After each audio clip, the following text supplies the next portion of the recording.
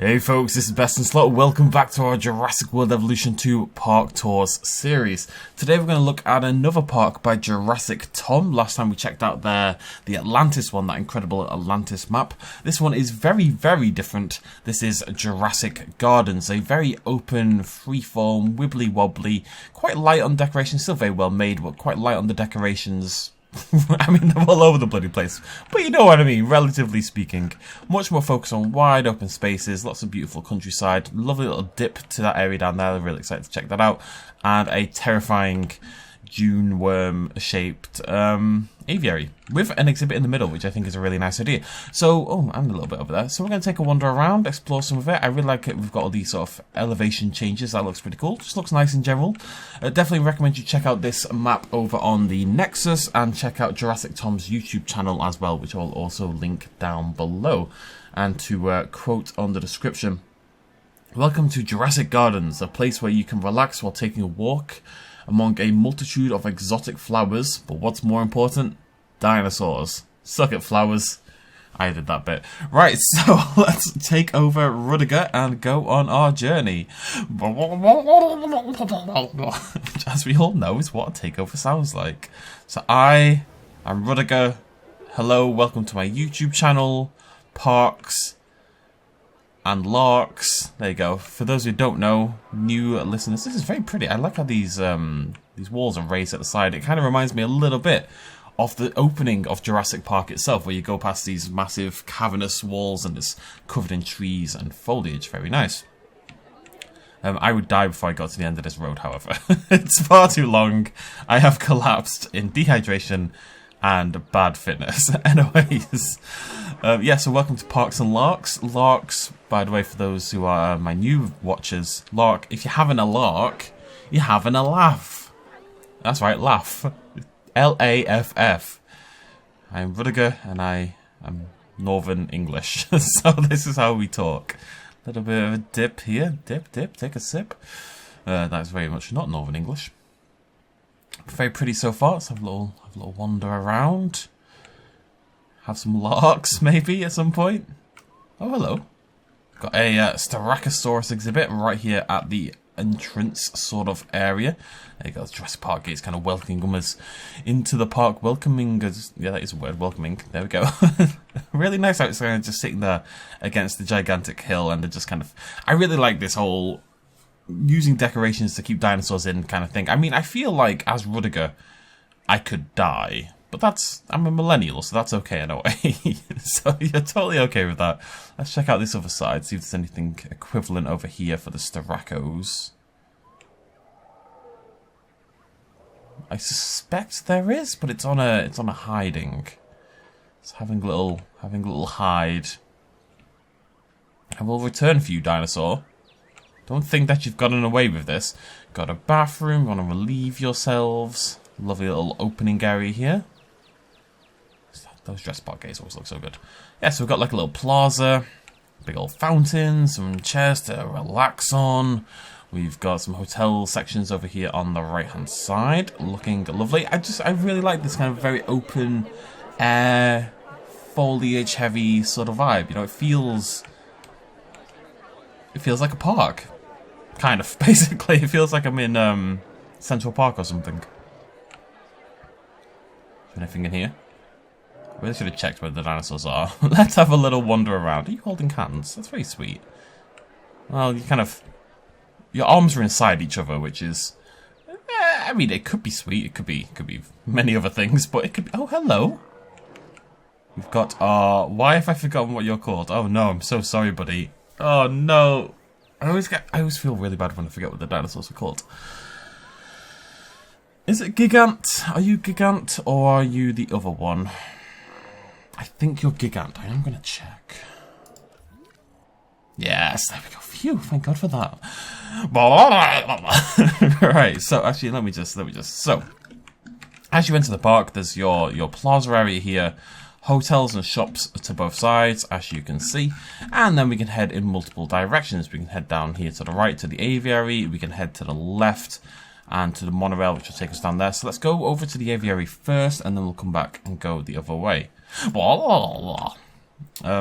If you've ever seen Hey guys. If you've ever seen a possession horror film, you know that whole thing. Hi. You know that whole thing about, oh, I've just realised there's like no fences in this entire park. Like, that only just became apparent to me. So I guess it really is leaning very hard into the whole Jurassic Gardens thing. I'm very sleepy.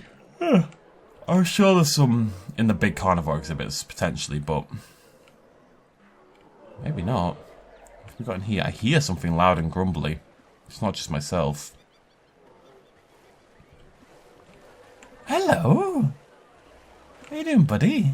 Yeah, have you ever seen like a possession horror film? Okay, no, wait, let me, I had a good point here. So, you know how if you hear a bald eagle, or golden eagle, a bald eagle, it's always a bald eagle. If you ever hear a bald eagle in a film or in TV or something, you're not actually hearing a bald eagle, right? This is quite a well-known little thing, but what they do, bald eagles themselves are kind of screechy and annoying. They don't sound very noble.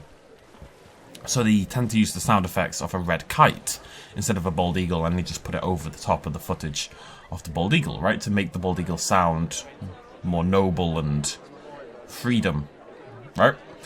So it's actually the same deal for possession films. Oh, look at it. Okay, so instead of actually using a gate or using a fence, we've just constructed one out of... Actually, looks really nice, actually. I really like that. I'm quite impressed. Let's hop into here. What have we got? I mean, it's very...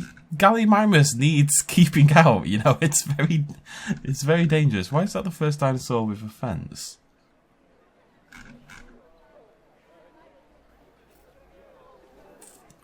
Let's eat the yawn. Oh! There's another one over there. I kind of keep expecting to see a giant carnivore somewhere, but I think it might just be the galleys. I guess it stops them jumping out, though. An ankylosaurus is not likely to heave itself over a decoration, but a galley definitely could. Okay, cool. Yeah, really nice. Let's carry on walking. I'm trying to get towards the aviary. It's somewhere.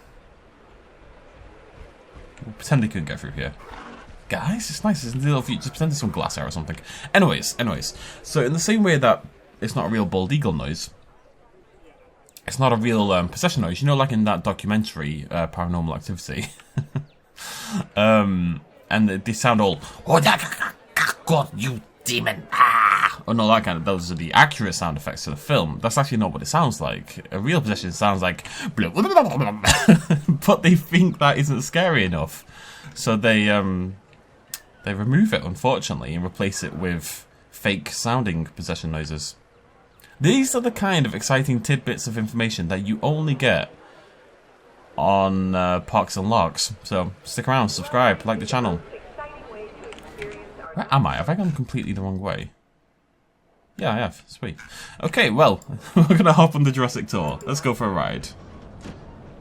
Hey, I'm gonna climb out the window and hop in the back if you don't mind.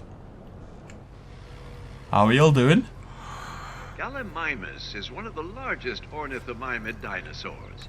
Despite its size, this theropod is capable of running at impressive speeds, using its long, strong legs to cover a lot of ground with each stride. Did you hear that, ladies? You're all in Parks and Larks. How do you feel? You feel good? They feel good. I really like this. Nice little drop down into the mountains. Using the decorations as part of the tour vehicle path. I think it's quite a nice idea as well. I'm hoping there's a stop at the bottom, but we'll see when we get there. So this whole... because this is quite a thin area of the map, right? It's quite a skinny little area. So using this as a tour transport and as a monorail transport Park, it is our makes sense. To mitigate damage and injury during a hurricane strike. Our weather forecasts provide us with a small degree of advanced warning, allowing us time to relay any important instructions to our park guests. A little Centaurosaurus over there. Well, quite a large Centaurosaurus. Wait, are you? No, a Lorotitan. What am I on about? I'm sure I saw a Centaur. I'm sure there's both. Right, yeah, that's a Centaur and that's an Oloro. They look very similar next to each other, but you can tell by the crest shape. Centaur. Oloro. I knew I was right. Centaur's the axe head, essentially, and Oloro's is more got more muscle and skin to it. Like other hadrosaurs of its kind, the Tsintausaurus is able to switch between bipedal and quadrupedal stances with ease. This allows it to browse vegetation at different heights and evade predatory threats if necessary. Much like myself. Just casually throughout the day, swapping between bipedal and quadrupedal, as need be. You know, if I see a predator, I need to run away quickly. Bipedal? I don't know. Well, let me think about that. Quadrupedal, surely. You'd be quicker quadrupedally than bipedally, yeah? Yeah. Obviously. I say obviously and then think, someone's gonna have a comment about that. But that's okay, bros and broesses. Hit that comment button down below. As we may encounter difficult terrain along our route. I need a more YouTube-y kind of line. Sup? Wait, Lark Gang. You're the Lark Gang. The Parks and Larks Gang. That needs a better name. Lark Gang. The Larkos. Larkies? Sup, Larkies? Welcome back to Parks and Larks. Today we're on a Jurassic tour, checking out some sick sauropods down in the valleys of Isla Nublar in the lovely Jurassic Tom's Jurassic Gardens. He's a big boy today. He's looking a little chunky. Look at those thighs. Absolutely monstrous. Tell your friends, tell your family. This Jurassic herbivore is one of the largest land animals to have ever roamed the Earth. Hello. Apatosaurus originally lived in North America, alongside other sauropods, such as Diplodocus and Camarasaurus. I still love that. That still makes me happy. It really does. And we've got a Ceratops that I only just glimpsed. Is it a trike? Indeed, we have a Triceratops as well. Near the end of our Jurassic tour at this point. I've been your tour guide, Rudiger, Rozoga. No, wait, what's my last name? Rudiger. While you may initially only count Rondon. 3 horns on the 5-horned face of Pentaceratops, the 4th and 5th are actually the stumpy, pointed cheekbones at the base of its frill. I don't think I knew that. Did I ever realize that Pentaceratops doesn't have 5 noticeable horns? I'd have to check. Keep an eye out, gang. I need to see this Penta. I don't see it. Alan. Where? I'm kidding, ladies. Are you Alan? You can be Alan. Alan! Anyways. Tour goes on a bit, doesn't it? Bloody Nora. How close are we to the end? You know what, we'll hop out there. Oh my god, it does go on a bit. So I think the tour circles all the way around the bottom. It's really nice though, so yeah, it's really nice. It's a nice big wide open area, and then that'll curve you right back up the hill again. Somehow, I assume. Oh, yeah, okay, so is that a double track? That's a double track, takes you back up. That's really nice, yeah, that's a cool idea. And you see how it's slightly raised compared to this bit, and this is all bumpy and stuff. Dinosaurs probably don't use this too much. They're probably more likely to hang around up here or down there, but it's a gigantic tour, and it really, really works. And then we've got a lovely little, well-decorated planted area down here in the middle, just to funnel people along. Lovely stuff. Right, let's go check out this aviary section on the right-hand side. So we're going to plop ourselves down. It's actually a lack of carnivores, generally speaking, isn't there? There's a few over here. So let's plop ourselves down over here. And head over towards the aviary. It also looks gigantic.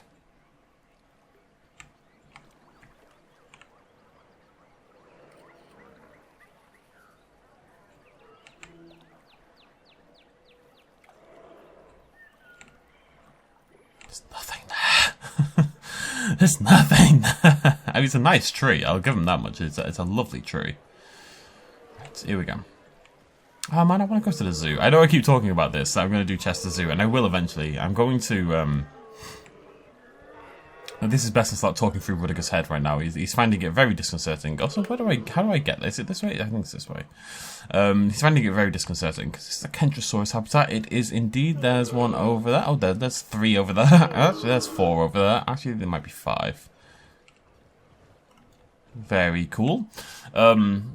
This is BestInSlot talking through Rudiger's head. Rudiger is finding it very disconcerting, but we're okay for a few minutes. I'm off to Disney in a week and a half or something like that. I think like the end of next week, basically, I leave for Disney for a few nights.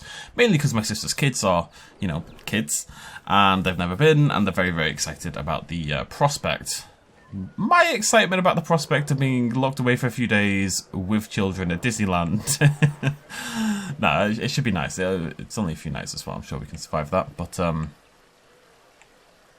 it's the first time I've done like anything park related, zoo related, park tour related of any form since COVID started. Obviously that kind of put paid to those ideas for a while, so yeah, it's going to be nice to get out again, and given that it's the end of August, hopefully it shouldn't be too hot, there shouldn't be too many people are the worst, and yeah, it should be good. Now, Rudiger, come back to me. Hello! That's what Rudiger's a weird guy. His internal voice, you don't hear it, but that's what it sounds like. How do I get this aviary? Am I being stupid? Probably. Oh, that's clever, actually. I never really thought to do that. It doesn't help for this, for the park tour, but you actually need to walk through, because guests they can walk through the visitor centre, but you need to walk through the visitor centre and come out the other side in order to get... I've never actually thought to do that as an idea. I think that's a good idea. Alright, there's another Jurassic tour. I'm assuming this is an aviary Jurassic tour. What are these lovely little sections? Let's give that the good old college try. Right. Perfect timing. We all excited, gang? Alan? Okay. I feel like there should be a second type of the Jurassic tour. I guess you'd have to make it an alternate one for all the vehicles, so I can totally see where they haven't done it. There maybe needs to be like an in-world justification. You are welcome to take photos during the tour, but we ask that you avoid the use of flash photography, as it can startle the animals. But I mean, if I was a pterosaur and I saw this driving can full of delicious humans coming past, and I, maybe wasn't in the mood for fish, then I may be tempted to eat one of the humans. I'd be like, oh yeah, it looks like Billy, let's eat his face, right?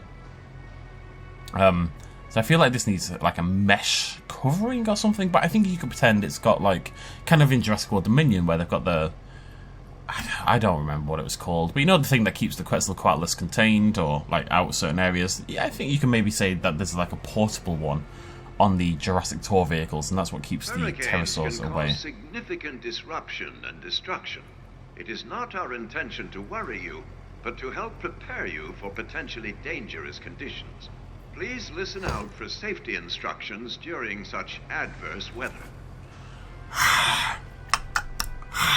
You do have pterosaurs on your pterosaur tour, right? I really hate that YouTuber. Right, seriously though. Where are the pterosaurs?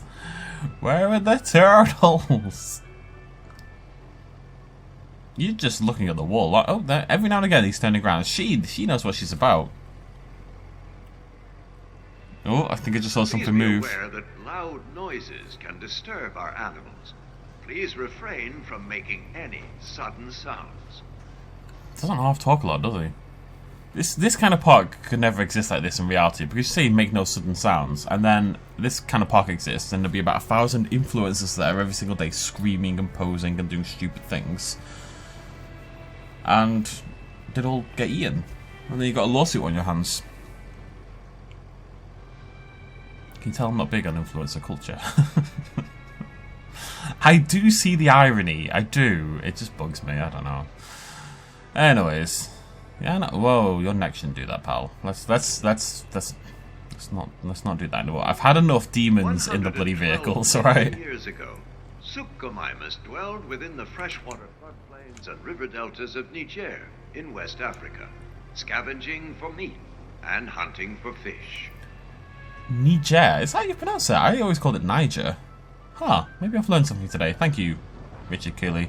Oh, hello! Hey, pterosaurs! What is that, Geosternbergia? I think so. The reason it's talking about Suchomimus, there's a Suchomimus exhibit, as we saw, in the middle of the aviary. Which makes sense as well. I mean, you get to use it as a wall a little bit, and you know, an aviary tends to be a sort of swampy environment, or at least have a lot of water, because that's what a pterosaur's like, and yeah, it makes sense for the Suchomimus to be in the same area. A large pterosaur from the early Cretaceous period. Boasting a highly impressive wingspan, this avian reptile would glide over water columns and snatch fish from the water. Excuse me. Very cool. Oh, you know what? I don't think I've done a tour in the aviaries in a very long time. It's actually pretty awesome when it flies right over your face like that. We've got tropes. We've got geos. Okay, let's move on from that tour. I had a good time. Did you have a good time? This is someone on the other side. Yeah.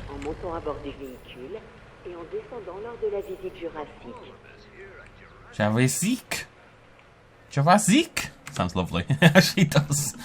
Right, and then, of course, let's just hop in here quickly. Little Sucho exhibit in the middle of the aviary. I think that's a really nice idea as well, actually. Love a Suchomimus. How you doing, gang? Sucho gang, Sucho gang. You get to see the pterosaurs flying around in the distance. Of course, these are, as far as I'm aware, these parks are basically entirely unmodded. If it was modded, of course, you could actually put the Suchomimus in there, but then maybe it would eat everyone, so... But I think it's a small price to pay, personally. They probably disagree. Right, so those are two of the main sections. We've got... Oh, we do have a lagoon over here. Ah, let's go check it out. Let's see what's in here. These animals first inhabited the Earth's oceans. The prehistoric seas were also home to a myriad of fish, ammonites, and other water-dwelling life forms. Elasmosaurus? Quite hard to tell. I still want like a less blurry water. There's a map that someone posted. I can't use the actual map because, this is BestInSlot, by the way, in case you're curious. I can't use the actual map because it's got pre-order content included, which, by the way, people should really avoid, because it limits people unnecessarily, like for something they can't get. A little frustrating that I don't have the pre-order content. Of course, I got given the game for free by Frontier. I can't complain too much, but the copy they gave me didn't happen to include the pre-order content. So it limits a couple of maps out there. Land-based counterparts, these aquatic animals are perfectly suited to their environment, gliding through the seas with incredible ease. Richard, I'm trying to talk to YouTube, but they posted something showing an underwater view done in an interesting way. I don't know, it looks really good, so I'm going to showcase that in a video tomorrow, so keep an eye out for that. Okay, little elasmos. So we've got the elasmos into the aviary. There's a little curly, you know, lots of floral designs. You can even walk around the outside where the tour track isn't. We've got a Majungasaurus habitat. I swear, I clicked this one because it's like, oh, they're there. Lovely Majungas habitat. I like, there's just constant use of elevation and stuff, which I really appreciate. Something I'm trying to focus on a little bit more myself. And we've got a Cryolophosaurus habitat, still one of the best dinosaurs in the entire architectural building program. Lovely stuff. Okay, so that's that section. But yeah, you can see, I mean, it's all... This kind of looks a little bit like a flower, actually. This, you know, the middle, and then whoop, whoop, whoop, whoop, whoop. There it is. And that's, generally speaking, the park. Been down there at the bottom, been over there. It's two major sections. You've got a little bit more over here as well, which has... What have we got here? Got some brackies and stuff, so let's have a little poke over here, actually. Oh, wait, this is a tour track. Oh, we went there as well, then. Did we? Did we? Is there 3 tours? I've been on that one, I've been on that one. Oh, yeah, there's 3 tours. Okay. Bear with.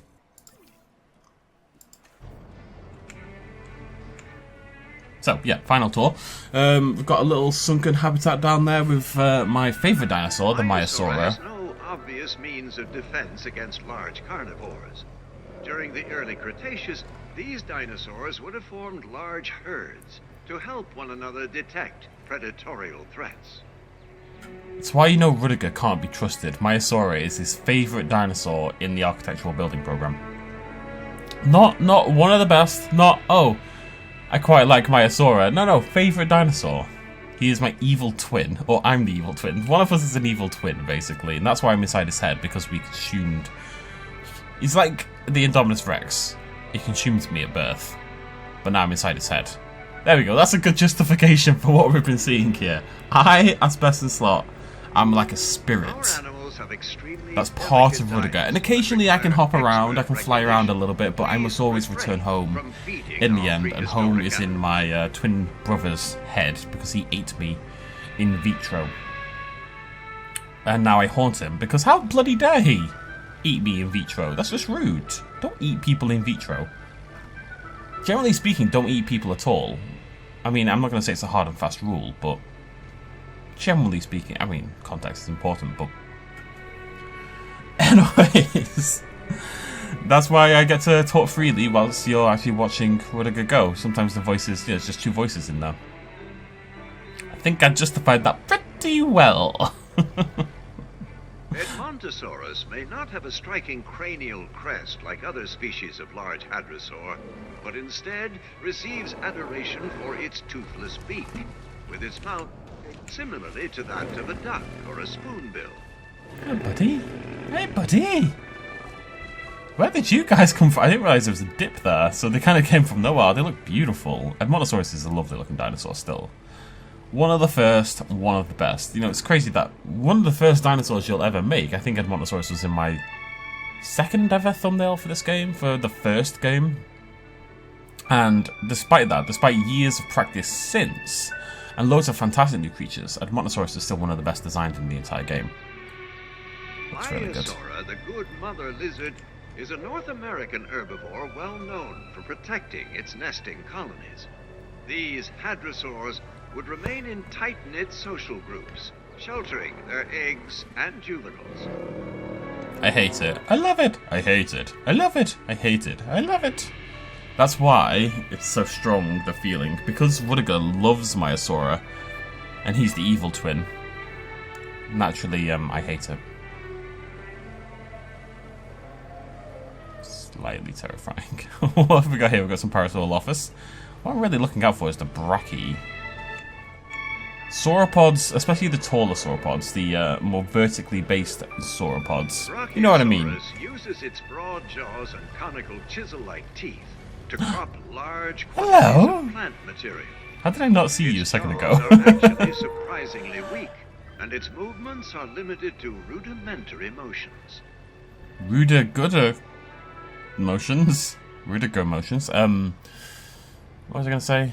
You know how there's horizontal sauropods and vertical sauropods? Does that make sense to people? Like, Diplodocus is a horizontal sauropod. Apatosaurus is kind of a horizontal sauropod. Brachiosaurus, look at its head poking over, is a vertical sauropod. Mamenchisaurus is a vertical sauropod. You know what I mean? And then there's some that are kind of like halfway houses, but there's less of a thing in evolution where most tend to be either up or straight and not really this kind of angle like this. Anywho, that is Jurassic Gardens by Jurassic Tom, a really nicely made little park. Just really nice foliage work, really nice terrain work, quite chill in terms of the decorations and stuff like that, but in terms of the layout I think it's really good, and it's nice and open, and it feels very, who has escaped? Hey buddy. It feels very sort of freeing in that kind of way. It's just a really nice place to sort of walk around and explore. Clearly very, very well made. It's a really nice pathwork here and there actually. I kind of undervalued how nice some of that pathwork is. And you know, since I've been trying to do this stuff a little bit more, this is really nice work, this area here. It may not look like much, and it's slightly unsymmetrical, and it's now hurting my soul a little bit. But generally speaking, that pathwork is really, really nice and very difficult to do. So, you know, big shout out to Jurassic Tom. Definitely go check out the mod on the map on the Nexus. As for the rest of this week, I'll hover above the park for a little bit, let Rudiger do his thing off there somewhere. Obviously, there's no mods of the week last week. It's a very light time for mods of the week right now. So we may have the video tomorrow. I've got like a hybrid video in mind. We may well do that tomorrow. You'll have to stick around and see. And obviously then Biodome Park, Prehistoric Kingdom, PZ, all that lovely stuff.